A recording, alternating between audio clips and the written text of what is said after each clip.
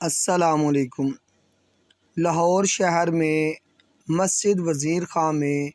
حضرت سید اسحاق گازرونی رحمۃ اللہ علیہ المشہور میراں بادشاہ کا مزار مبارک ہے۔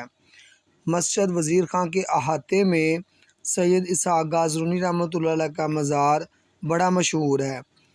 اور اس مزار مبارک سے بہت ساری کرامات وغیرہ کا تذکرہ ملتا ہے۔ تاریخ میں ایک واقعہ ملتا ہے کہ مہاراجہ رنجیت سنگھ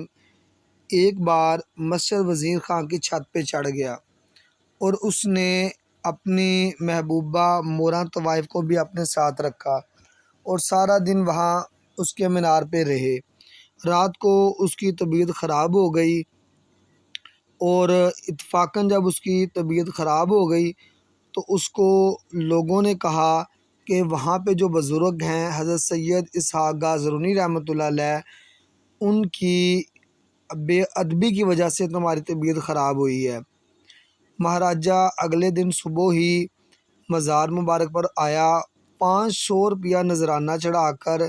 توبہ کی، اس نے ماتھا ٹیکا اور ایسی حرکت نہ کرنے کا اس نے وعدہ کیا۔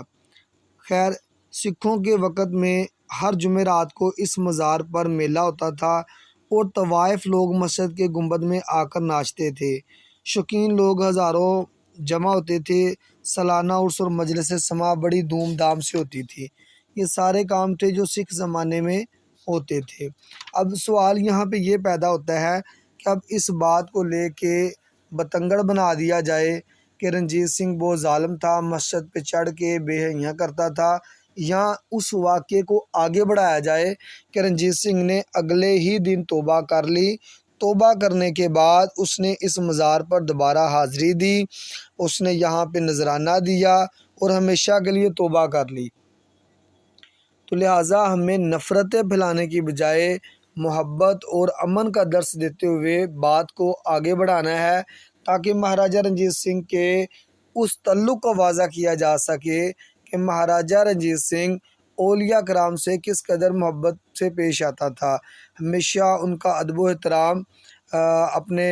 ملحوظ خاطر رکھتا تھا۔ اگر کبھی کہیں غلطی ہو بھی گئی تو اس نے اس غلطی پہ